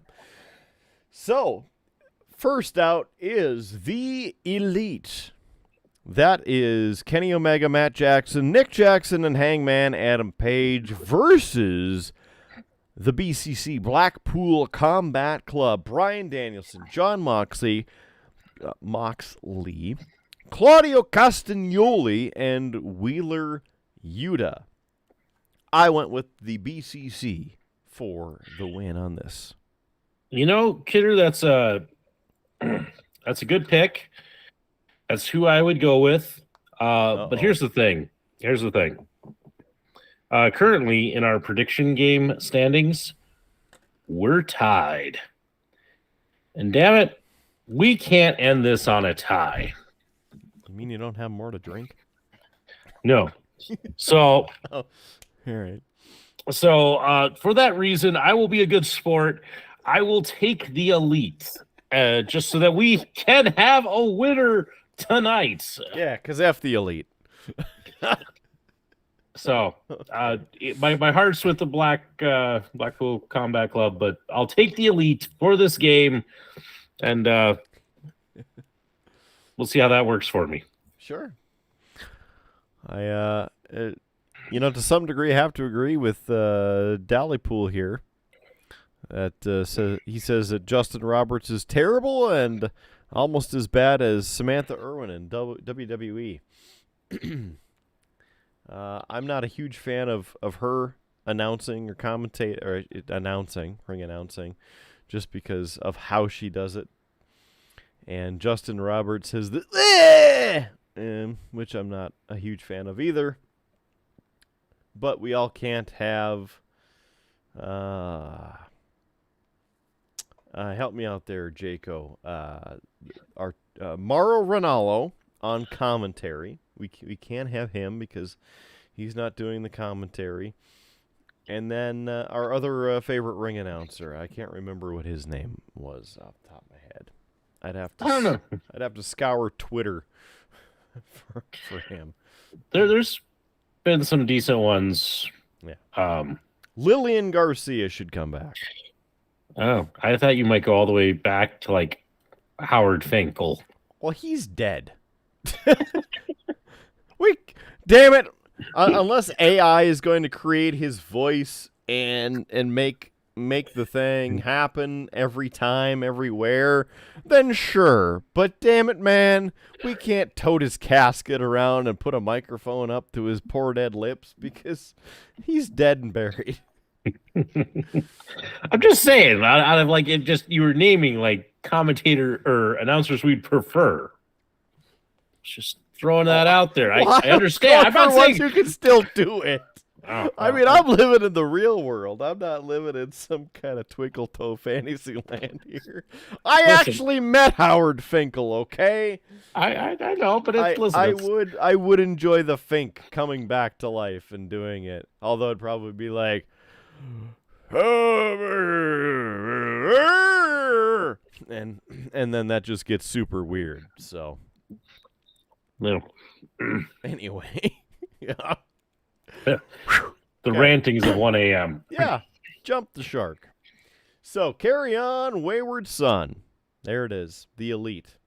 They're out to the ring. Then they cut to the stage, and a band has showed up. Where did they get these guys? The lead singer is, or at least what I thought. Oh, hey, that's very true. They brought Tupac back in virtual reality, so let's bring back the Fink. Yeah, carry him everywhere. Turn down the lights. Carry me home. Let's see. So this guy, it's like a Jason mask almost that's painted black and with a red strip down from the nose, and I don't know. They named the band, and I'm like, who? And I know a lot of bands. And for me to go, who? And they're supposed to be a rock band? That's, we'll leave it at that. So anyway, they're playing Wild Thing. And just like last year when they ended up accidentally putting Wild Thing on repeat for 8 minutes or 9 minutes, that's basically what the band did here. The band kept playing. It was kind of funny because they ended up playing, well, everything went nuts. Because just like last year, there's stuff over here. There's stuff over there. There's everything over there. People are blasting each other, and then suddenly everybody's bleeding. So, we'll fast forward. Adam Page and Bryan Danielson are across from each other in the ring. And if you remember from our last discussion at some point where Adam Page had the screwdriver to the eye and had to have the patch, well, suddenly he takes off the patch. Bryan Danielson goes, "What?" Yeah. Anyway, they start blasting each other. And then Don Callis comes out to the ring because we know from 2 weeks ago when he turned his back on Kenny Omega. How dare he? So Adam Page ends up with a screwdriver, but Yuta chop blocks him. Matt takes a chair to Claudio. Kenny starts blasting Moxley with a chair. The Elite hit punches on all of the people because now they're all in the ring. And then suddenly, because all 8 of them are in the ring, there's a quadruple super kick party! Yes, the band is still playing. Suddenly, there's a 4-way Terminator dive. And then the announce desk blows up. Moxley is bleeding. Yes, he was the first to bleed in the match. The monitors are gone. The commentators can't watch what's happening, so Taz is more blind than normal. Bucks have to take to the ramp, and This part was the funniest part because the Young Bucks are walking up the ramp toward the dude as he's singing Wild Thing. He unzips his leather jacket, and he's wearing a Blackpool Combat Club shirt. And he's pointing to his shirt like he's... I'm trying to think of the dude's name. He used to play for the Gophers that we hate, who plays for the Jets now. But doing like the shirt pop. Anyway... Best thing, Blake Wheeler, that's the guy's name. Thank you. I just had to look at you and think, and you just shot the thought process over. Anyway, the Jackson brothers stereo super kick the guy, blast him, he's laying on the floor, and the band is kind of like, meh, all right, and they leave. So there's no more music. All right, so here we are. Back down toward the ring, Moxley is getting hit by a piece of the desk, the shroud, by Kenny Omega. Matt and Nick dive off the stage to Yuta and Claudio. Then there's a double clothesline in the ring, and Omega and Moxley are taken out. Locomotion Northern Lights, Matt Jackson takes Yuta all the way to the top of the ramp. Claudio tries to stop it, but Nick sprints all the way down and takes him out with a huge dive. And then a powerbomb in the apron by Page. Danielson and Page are in the middle of the ring. At this point, they're hitting each other with pairs. Everybody else starts taking their own turns to go elsewhere through the arena. Moxley sends Kenny Omega through the double or nothing poker chip up by the ring. Apron area, not the ring apron area, the entrance ramp area. Claudio and Matt are up on the mezzanine, and now they turn over the poker chip, and it's covered in barbed wire. So Moxley suplexes Kenny Omega onto it. 1. Claudio hits the big swing on Matt in the concession area and throws him into a garbage can. Moxley gets the rear naked choke on Kenny Omega, but Omega flatbacks Moxley and throws him backward onto the barbed wire. Yeah. Yuta's now inside the ring with Hangman Page, who is suddenly bloody, trying to actually wrestle. And then there are some odd things hanging out of Moxley's back that looks like a bunch of broken glass pieces and cuts from the aforementioned barbed wire. So now, Bryan Danielson's trying to bounce Nick Jackson's head off the concrete next to the ring. He hits a regal knee to Omega by Moxley on the outside again as they're trying to make their way toward the ring. Claudio and Matt are now in the parking lot, loading ramp area. Claudio threw Matt into the back of a white Ram pickup truck. I don't know why there was a Ram pickup truck parked the way it was parked in the middle of the ramp, but there it was. It was also registered out of California, even though they were in Las Vegas, Nevada. No idea what is happening. So, they're going back and forth with the camera shots, and it's kind of hard to keep an eye on everything because they're not even using boxes like the multi-screen like we do here, because then you can watch Howard paint the entire time that I ramble. So, we're smart about things. So anyway, they cut back to the ring, and suddenly there's a leaf blower in the ring. Yeah, I don't know where they got it either. But Wheeler Yuta grabs it, and Moxley hits a neck breaker heart attack onto the leaf blower. Moxley, yeah. Yeah. Like who brought a leaf blower to a wrestling event? I mean, okay, get it right. It went from suck to blow. Well, I was just gonna ask, did they shoot a bunch of confetti at the end? Like maybe this was the cleaning crew. They're gonna leaf blow all of the confetti, at the end into a pile. After Jamie Hayter lost, there was a little bit of it, but then after Chris Statlander surprised Jade Cargill and beat her, there was a bunch more confetti. So there was some confetti around the ring area. I just figured that any of the cleaning crew people would not have any of that anywhere near that. So, I mean, I'm just throwing it out there as a suggestion. It's or a thought. But anyway, yeah. Thank you for letting me take a drink. I getting a little parched. I felt it all the way over here. It's true. You need a drink too. So I'm almost done with his hams. Oh, almost. Moxley ends up trying a pile driver with Adam Page on the apron, but Page counters and hits the Deadeye. Then Kenny Omega pulls a garbage can lid out from somewhere and is holding it like he's Captain America.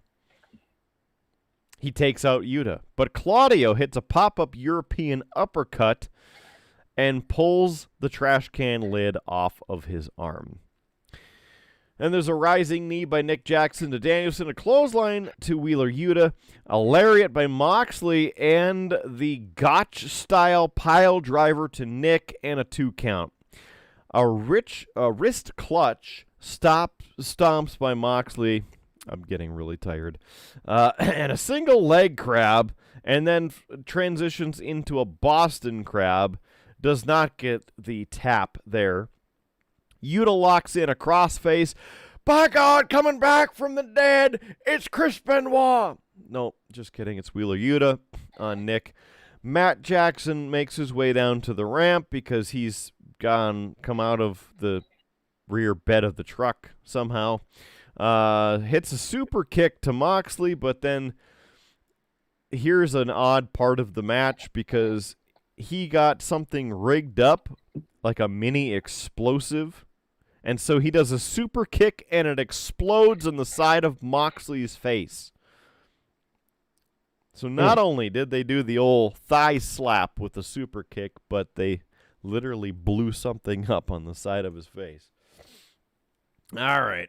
So more super kicks to Yuta, and then Page comes up, hits the buckshot lariat out of nowhere with a 2 count. Claudio and Danielson pull Matt's boot off. That's where that explosion came from.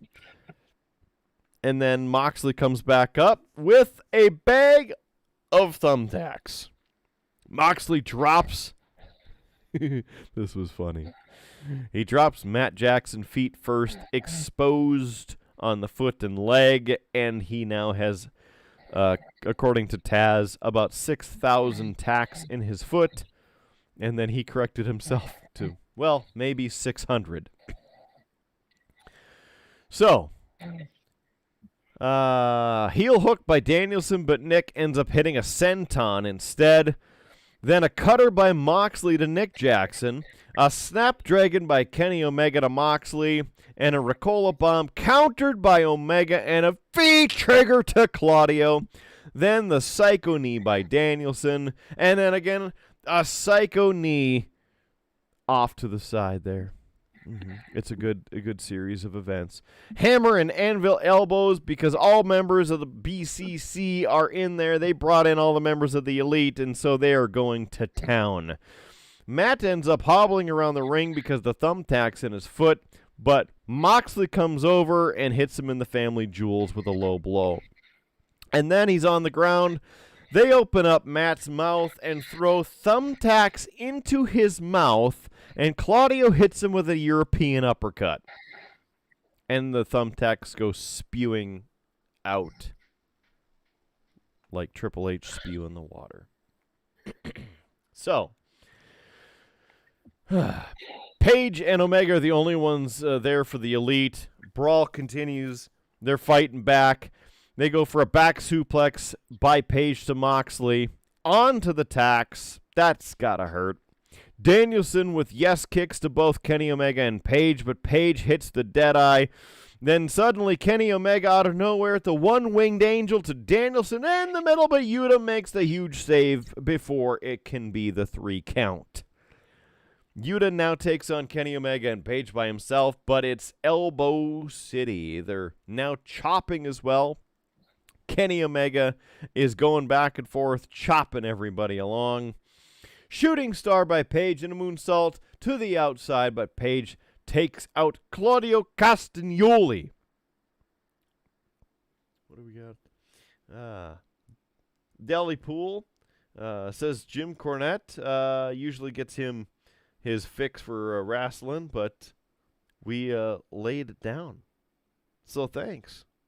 He also says that we deserve 1 million views, so I appreciate that too. Thank you very much, and hope you'll be back too. Thank you for that. Just want to throw that out right away before we move too far, because this isn't over yet. There's a shooting star by Page and a moonsault to the outside by Page, and he takes out Claudio Castagnoli. But now Don Callis walks over and distracts Kenny Omega, and Yuta stabs Page with a screwdriver. Kenny Omega hits a one-winged angel to Yuta into the tacks, but Callis breaks it up. Callis is about to get blasted, but suddenly Takeshita comes in. He's here. He runs into the ring, hits a jumping knee on Kenny Omega, and then Omega gets a screwdriver to the face by Yuta and puts him into the seat belt. And that's it. BCC picks up the win. There it is. That's a good one. It was very brutal. Everybody, including one of the officials, ended up bleeding. Howard, how do you feel on that? How do you feel about officials bleeding during the match? I don't know what he got hit by. But he was taking at least that's something a little bit more believable about an official being injured instead of the slight oops, I bumped you. As you normally get. Yes. Although I do kind of feel sorry for him because you're the official. You probably shouldn't be the bleeding at the end of the match. It was also the older bald guy official for AEW, and I can't recall his name off the top of my head, but I have no idea how he got his injury, so it is what it is. But after the match, the music is playing, and Don Callis takes off his belt and starts strangling Kenny Omega with his belt. Then Blackpool Combat Club standing there, and Claudio puts Wheeler Yuta up onto his shoulders, and there it is. And right behind them was Don Callis and Takeshita.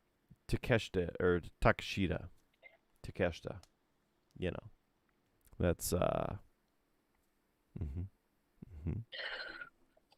Yeah, this match just sounds like it was crazy. Yeah. It's just like last year. I mean, that one was all over the place because if I remember, that was Blackpool Combat Club and the Jericho Appreciation Society last year. Yeah, I mean, it sounds like it would be fun to watch. Yep. Although a bit chaotic. That's another one if you get to see the clips. Yeah. So, that wraps up AEW Double or Nothing 2023. I also have to say, because we are here, technically the third night in a row because we do our normal shows Friday nights. And then yesterday we had WWE's Night of Champions. And then this show. Overall, between this show and WWE Night of Champions, I would pick this show for being better overall and having more entertaining moments. Production value can still get a little bit better. However, I mean, they do have these bitchin' graphics. It's shiny. Look at that. They got like lens flares shooting through. The letters are 3D. Look at that. They got a lens flare, a sprite flying through. Like, it's good. I like it. So, there's my thoughts on that. They still use the same lower thirds as the normal show, which are very clean. I still wish they would put them up longer so you could read the 20 pieces of text that's on there. Also, get just like WWE, get a better opening video. Make it more of a feature because they only do 4 of these a year. So I think that would be very important. And make the music transitions a little bit better. And tonight it sounded a little better versus the herky-jerkiness between entrances of their normal shows, but there's still room to improve. Closing thoughts on any of that, Howard? Last night versus tonight. Out of the two, there's definitely matches I'd like to see from both shows. But I think that there's more I would like to see out of this one, the Night of Champions. Mm-hmm. Mm-hmm. So, give you that. Otherwise, Kidder, my only other final thought of this is, of course, the score at the end of it. The prediction game, of course, most people probably have figured it out. I took second place with my risky pick. Ended up with 8 correct. And Kidder, you are the big winner of the night with 9. So you have bragging rights, good sir. I don't think they're doing that show anymore. That's why we could claim it, Kidder, because they don't do that anymore, and that means that I held bragging rights for roughly 24 hours or so, give or take a couple. So, got to keep track. Eventually we'll have like the shortest reign of bragging rights, but yeah. All right. Well, Kidder, it is officially 1:30 in the morning. You've been doing a lot of the talking, and it's time we wrap this up and put a nice tidy bow on our epic weekend of content creation. I mean, truthfully, I would love if we could get the transporter or something right now, materialize ourselves over in Belfast so then we could have a pint with Dallypool, because, I mean, breakfast, Ireland, a pint, be a great way to finish off all of this. Sleep is also good, but I mean, you can't turn down a pint of fresh Guinness in Ireland. And while I agree with that, Kidder, you're not the one with kids who are going to get up in like 5 hours. So I got a coloring book somewhere. Just rip it in half and give them each a couple crayons. Here you go. Doesn't work that way. Anyway, we've been talking for quite a while. Let's wrap this up. And to do that, I get to run through our cheap plugs that we do at the end of every show. So to start off, thank you all for tuning in, listening. If you want more content from the Triple B, you can start by going to beerbluesbs.com. That is our home in cyberspace. It is where we post all of our content. It's where it all ends up, and with links to where you can find it all. So beerbluesbs.com. Great place to start. And while you're there, if you wish to support the show, there's a couple of options on how you can do that. We have our Buy Us a Beer program. That's right. It's basically a fancy way of saying, hey, we have a donation button, but it allows you to purchase a beer for us, the hosts. And, then, hey, we get to call you out, give you a shout out on the show. Thank you for being the sponsor of our What's on Tap segment. And, hey, if you leave a comment when you make your purchase of that, we'll even read that out, and you can have some fun interacting with us and controlling the show. It's great. Also on beerbluesbs.com, we have our merch store. So you can click on the little merch button at the top and get yourself some merch. It's a great way to support. We have all sorts of fun slogans and such that you can find on t-shirts, hoodies, pint glasses, and the occasional shower curtain, which is still weird that we sell those. But all of it is there at beerbluesbs.com. And hey, this is a live stream. We have been started live streaming our wrestling content to get it out there sooner. And so, hey, if you're into that sort of things, there's a couple other places you can, of course, donate to us at Streamlabs, or we even have a merch store through Streamlabs as well. So make sure you check out those if you're, again, wanting to support the show. But hey, if you just want more of us, more free content, we got lots more to give you. Of course, these wrestling reviews, they're kind of a special thing that we do when the pay-per-view or the live premium events come up, but we have a main show, Beer, Blues, and BS. And of course, you can find that on all of the audio podcast streaming services out there, whether you're into Google Podcasts, Amazon Podcasts, iHeartRadio, Stitcher, Spotify, you name it, we're out there. And so you can download the show, take us with you on your next road trip, or if you just need something to listen to. It's a great show of two good brothers sitting down and shooting the breeze while drinking some brews. That. If you enjoy seeing our happy smiling faces, which, I mean, most people, but you can, of course, find the video versions of the podcast on YouTube. Just search for Beer, Blues, MBS. And hey, man, we put out a good one here just recently with episode 112. It's a one-of-a-kind thing that will probably never happen again. So make sure you check that one out. Let's see. Besides that, we do participate in social media. Kidder has, well, he's the better one at social media. I'm not that great. But you can find us, of course, on Facebook. Just search Beer Blues MBS. Sometimes we post additional things there, little insights. Sometimes we put things like, in the case of the wrestling, we put our match cards up there so you can start putting your predictions in and be part of the show in that sense. So Facebook. We're also on Instagram, the Gram. But again, just another place to get a little bit extra content from us. So that's there. What else? What else have I not plugged? If you're looking for music and you're on Spotify, you can check out the Killer Kidder Show. I haven't mentioned that one in a while, but he's got hours of music there. Make sure you check out that. And with that, I think that's enough rambling. I think that's enough plugs.